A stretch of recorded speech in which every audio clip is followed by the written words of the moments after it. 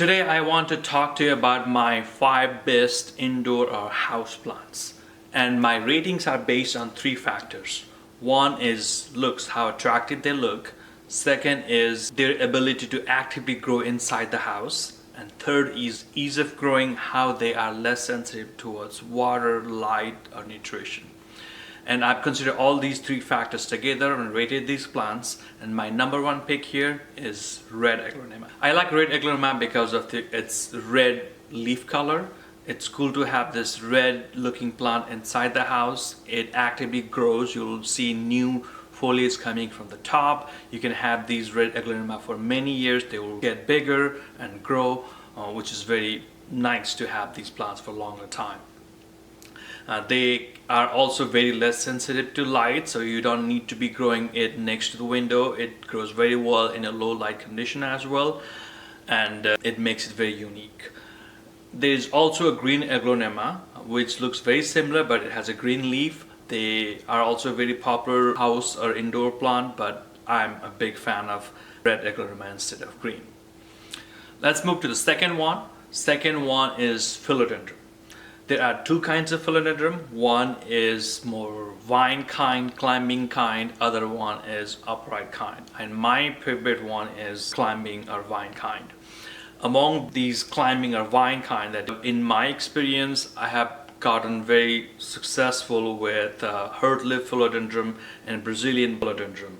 I like hurt-leaf philodendron because of the shape of the leaf. Looks like a hurt pointed leaf. Brazilian philodendron has this green and shade of yellow like a flower of the Brazil, and they actively grow in a low light condition. They look good. They are less sensitive to light and water. You don't even need a drainage hole on these pots. You can just dump a bunch of water and then they grow actively in the standing water as well. There is also standard upright philodendron. I do like them, especially I liked Pink Princess philodendron, which has pink kind of color, but I'm a big fan of climbing philodendron. And I would like to mention Abrol Maxi philodendron, which is, I feel like, a combination of upright and a vine kind.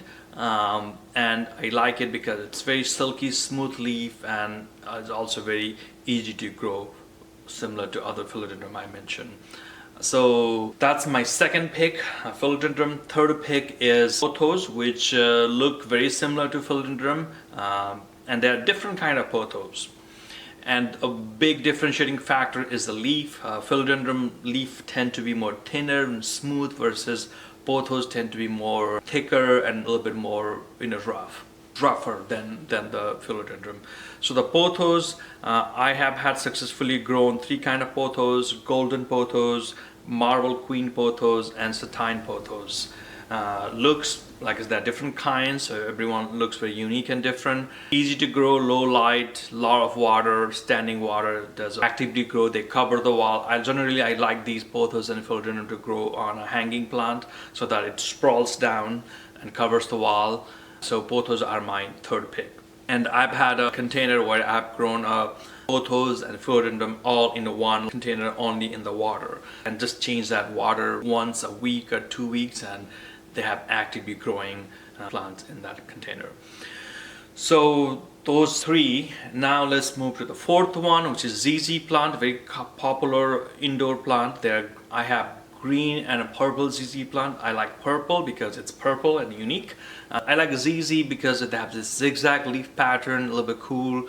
They have this succulent leaf that can store the water for a long time. So in contrast to pothos, if you don't want to water too much, they can do very well in a less watering situation. You just water them one time, and this plant will store the water in their leaf, and they can survive for a longer time without you watering those plants.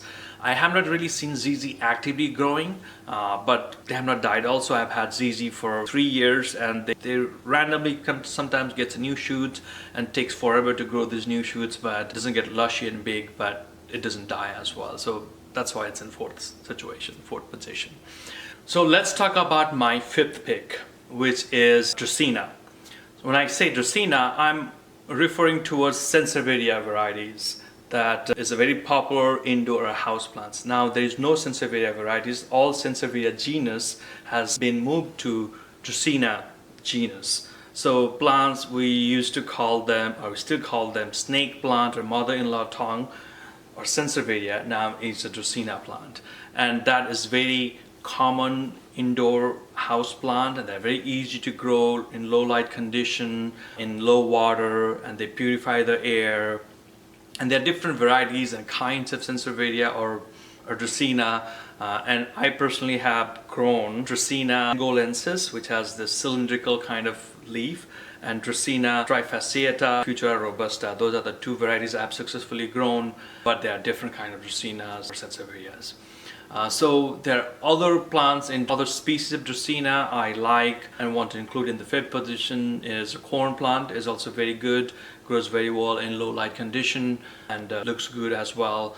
Spider plant is another one. The unique thing about spider plant is it produces small babies from the one plant, and you can sprawl, and it looks very good.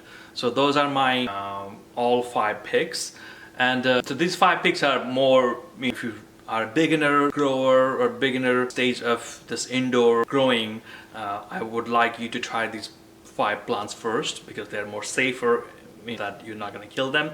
But if you're a little bit more advanced and you want to experiment more and have more window space, more indirect sunlight situation, I have a few recommendations that I have personally have grown in that setting. One is Monstera, second is Peperomia, green Peperomia and variegated Peperomia, red oxalis, different kind of succulents and cactus, and some begonias, especially angel leaf begonias. So these are the 5 plants I would want you to try if you have a good window space. At the end, I also want to mention peace lily, red anthurium, and Ficus lyrata, which are very common indoor plant, but I personally have not been able to grow them inside. Every time I try to grow them, they are sad, and I move them in the patio and in the shade, and they do pretty good. But also at the same time, I've seen other people growing them indoors, so there might be some issue with my growing practice. So I just want to share that with you.